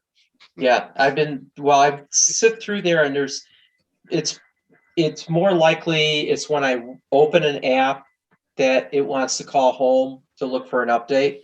And that's when I'll notice I get the message right away. I just didn't know where to give it permission to go ahead and allow that app to do it. So you're talking about in the allowing- Windows now. 10's got that built in. It's really cracking down on the communications of apps, not your regular programs, just the apps. And I guess there's been too much in the past where there was a lot of privacy invasion going on by some of these apps. And this is the way Microsoft is saying, you're not going to get it anymore unless somebody gets smart enough in their individual computer to go in and allow that communications to continue. Yeah, that gets into app permissions. Yeah. And the app permissions, they've been on our phones for a long time. And nobody ever pays any attention to them until they start to bother you. That's right. Yeah. It's basically the same kind of principle. I'd like to see more of what Apple's doing, starting with 14.5, where they're literally blocking a lot of the advertisers, and they're going bananas because of a potential loss of revenue. So they're really boning up on Android. So now Apple has announced they will scan everybody's account in case you happen to have pornography or child porn. Yeah, you got that too, and it can be. So much for Apple's respect for privacy. Well, that's true of all of them. No, they're not doing it for the purpose of finding something to turn over to law enforcement. Most of the others aren't doing that. This is new with Apple. Now. Interesting. So now, if you notice next to me, the biggest offender now is not on startup, is under scheduled tasks. Especially guys like Google run tasks that actually restore themselves. So if you disable them under the normal methods, the scheduled update task will run and put it back. That's Google Update for you. Well, see, that's the other thing that Bob was bringing up about Glary.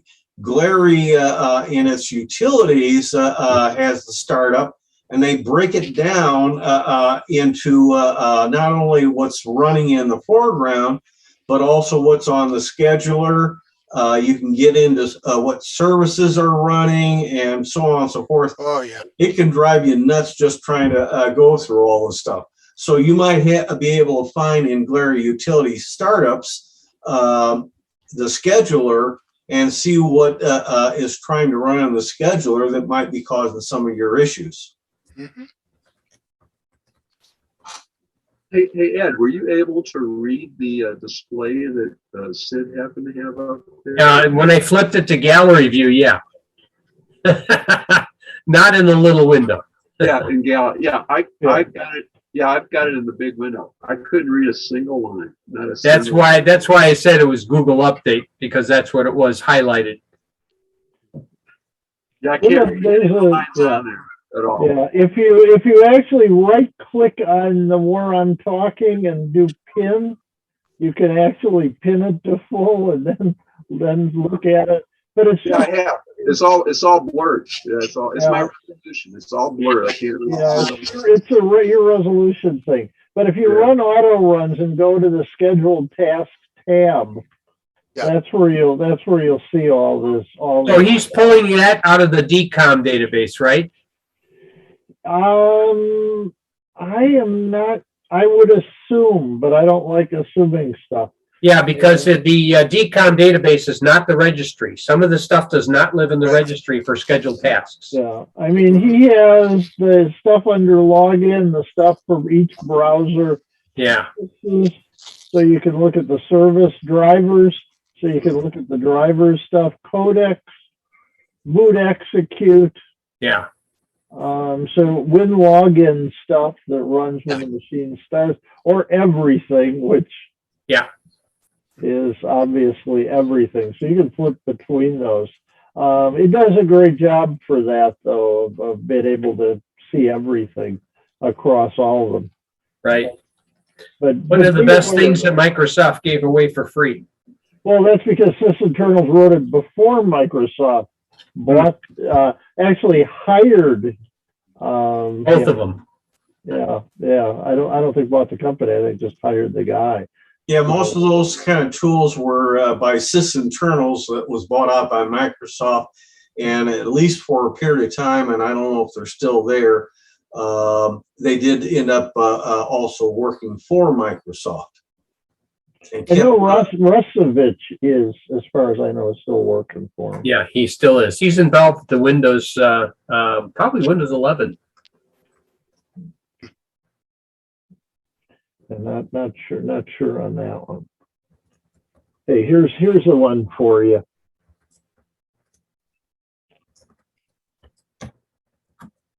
If I rotate it, you'll see what it actually is.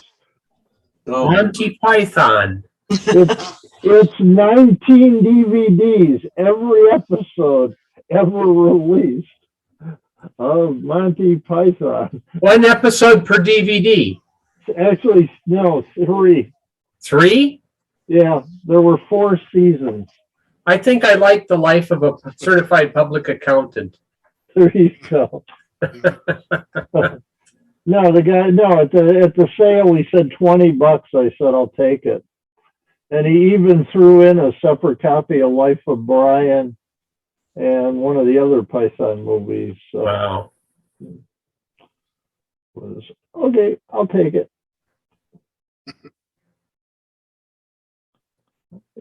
Jealous. That was a cheap price. I will take it. I filled up 5 bags of stuff. So. I could bring out my entire collection of Space 1999 on DVD. The world's slowest moving series. Well, there was an entire planetoid moving. Yeah, but I mean, the actors all seem to talk in slow motion.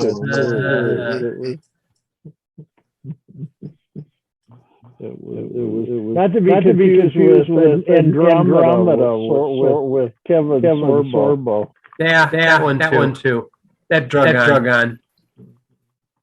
That just got weird. Somewhere in one of the third or fourth season, they changed everything up on that show. It got really weird.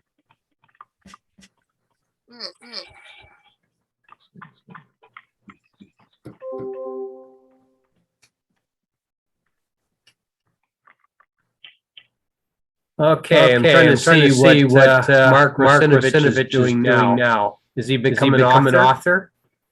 He still works at Microsoft in the Microsoft Azure product team as Chief Technology Officer. Mm-hmm. Yeah. I knew he was still with Microsoft. I don't know if it's still available. He put out a whole bunch of training videos. Yeah. He was well, look at the tools he produced. I mean, I prefer Process Explorer over any type of task manager that exists in any system. The first thing I usually do if I have to diagnose a system is I make sure I have a copy of sysinternals present. And I won't tell you how many times I've used the TCP view to keep track and see where Microsoft Outlook is trying to talk to an Exchange server, so I can do a trace route to the server and wake it up. Because they wait until a response comes back from the server, and if that gets lost, they may just hang there. But if you do a trace route, wake up all of the links between you and the server, and all of a sudden, it finished my send receive. It's back. Oh, it's healthy again. Happy. No. The other guys, I have to put this link in. Because they're one of my favorite utility guys. Oh, Nursoft. Yeah, that too. Yeah. The only negative with Nursoft is a lot of their stuff triggers Microsoft virus check. Yes. Anything that reveals a password gets deleted. so make sure you turned off any sort of protection when you download it, hide it on the drive so we can't find it. Keep it in a secure, password protected zip file. Well, you can go under exclusions and exclude their Yeah, gotta keep on remembering to do that on different machines. You're using a password revealer. I got an old password revealer for Cisco switches that they haven't even used that mechanism in 20 years, but they still find it and delete it. It's like the original Norton when I first put a Norton copy on one of my old machines. The first thing it complained, and this was like a Win95 machine. The first thing it complained about when I plugged in the floppy disk is it found a virus. It was for an Apple. The Apple virus got by Norton. It could never attack my machine because we were not running the same processor at the time.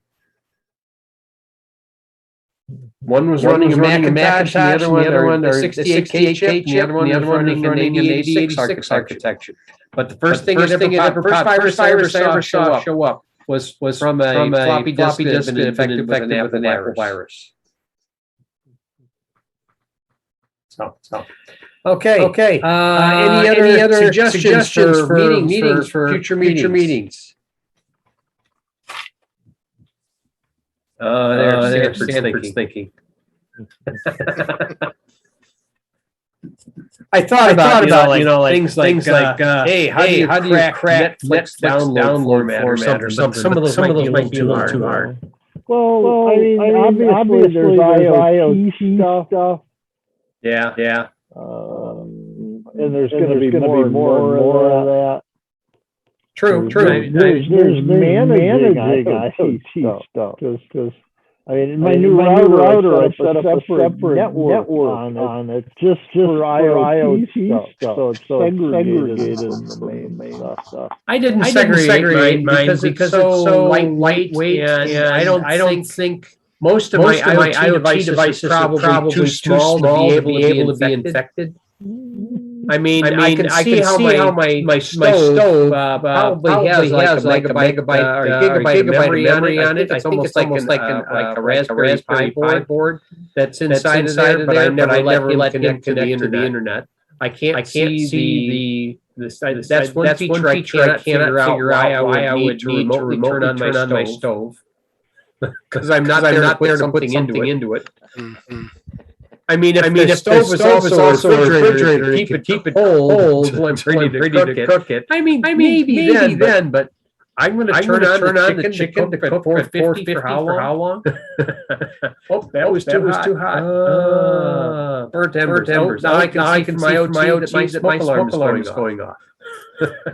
Speaking of I don't- smoke I don't- alarms, my smoke alarm started going off when the Western wildfire smoke hit a week ago. But then again, I also have upstairs neighbors barbecue out on the patio. I think it's neighbor likely. There's also some kind of weird power surge that they generated with, I think it was a portable air conditioner. And that set off the alarms because they're wired in. Okay. So they got They a brownout spike probably. Yeah, something like that. It browned out and then came back up a couple of times, and the smoke alarm decided there was a fire at 4 in the morning. Yes. That's sometimes it's a good test. I mean, I had a test of my fire alarm system at 3 a.m. in January, long time ago, and it was 10 degrees outside, and the fire department was here in 9 minutes. Oh, geez. Well, at least ours aren't wired into the fire department. Okay. What are you showing there, Sid? This is an all-in-one with stove and sink. Built That's a joke, right? No, it's not. You're not supposed to connect electricity to water, and that's what's in that picture. We had one of those. It was a cook stove. Yeah. With a sink in it? That's the key. It had a water reservoir in the end to keep so you get warm water out of it. You had your used wood or coal to fire the. See, that's not electric. That's not electric. It's the electricity act, because you can't even install a dishwasher next to an electric stove. That's against code. Got two things too close to each other. There's supposed to be a minimum distance. So you can't have an IoT set up where your refrigerator has something that selects the food and then puts it into the oven. Unless you have one of those Boston Dynamics that can go over and open it and put it into the stove. Well, of course, every house in the Boston area has one of those in 5 years. Did Boston Dynamics lend out their robots to the War of the Worlds series? Not that I know of. It should have been like one of theirs. There was mention of something like that. Maybe it was that series. Okay. They have been used in movies, yeah. And TV. Well, they were scary ones too, because they come over and do like the cattle thing where they run the spikes through the head, you know? Yep. Just what I want a robot to do. Well, lately what's showing is having their robots do things like backflips off picnic tables and things of that nature. I like the synchronized dancing. That's pretty cool. Well, the backflips are Olympic themed, you know, so they can do those now. Yep. I haven't seen their dog do it yet. But I did see their dog up close and personal on Prospect Hill out here in Waltham. Oh yeah. They were training it outdoors in realistic conditions. Cool. Did you say fetch? I didn't dare. They had a tender nearby. It wasn't off leash. You didn't go. I was tempted. If I knew its name, I could have called it. Yeah. Well, that's the thing. If you know its name, you can control it. Oh well. Yeah. I think that's the theme of a lot of those great sci-fi flicks, the horror flicks. You know his name, you can enumerate him, control him. Yeah. I think they have too much of the old Rumpelstiltskin fairy tale in there. I think so too. Okay. Well, I got some ideas. Any other ideas of the subjects you'd like to look at? Okay. How to part with your old equipment.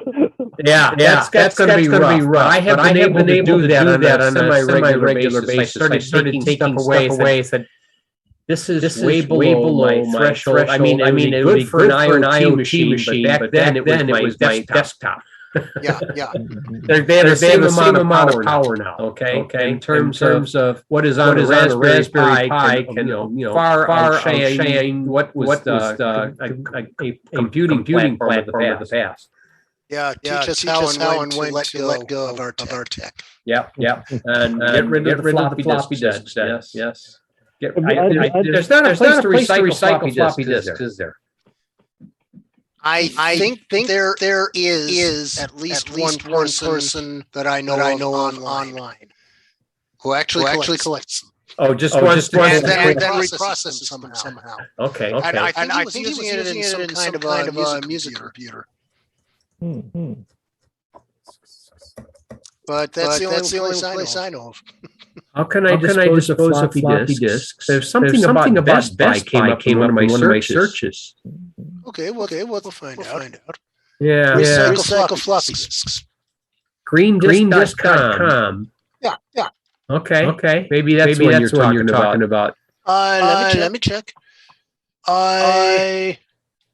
Live green recycle. Let's see what they say.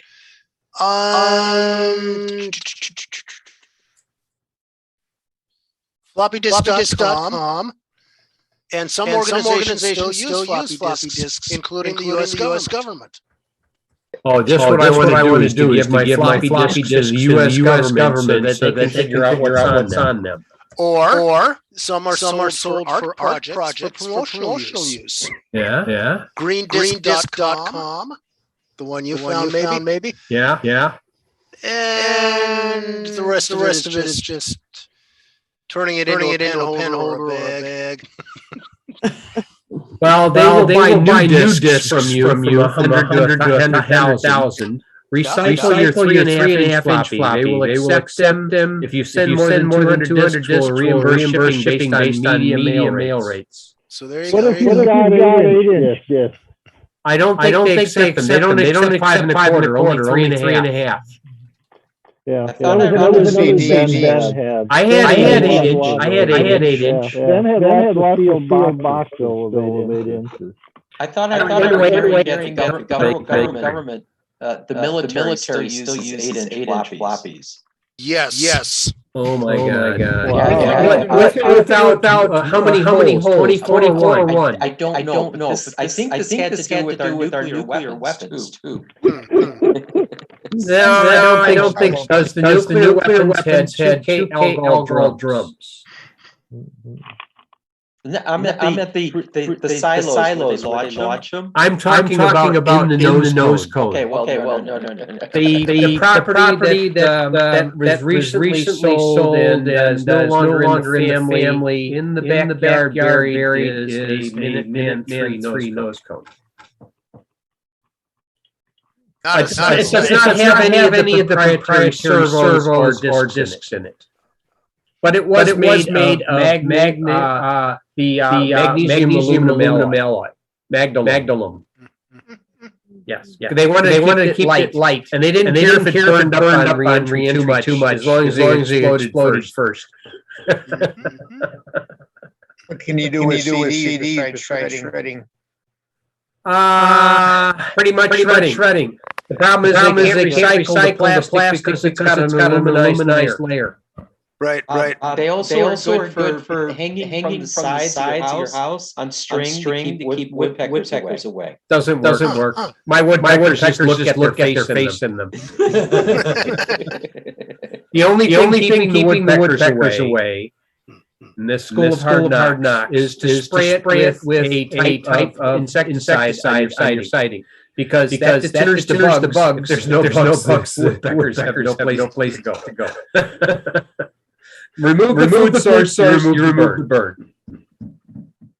And if the bird is insistent on building a house, wrap that post in the plastic netting put on fruit trees. They do not like that at all.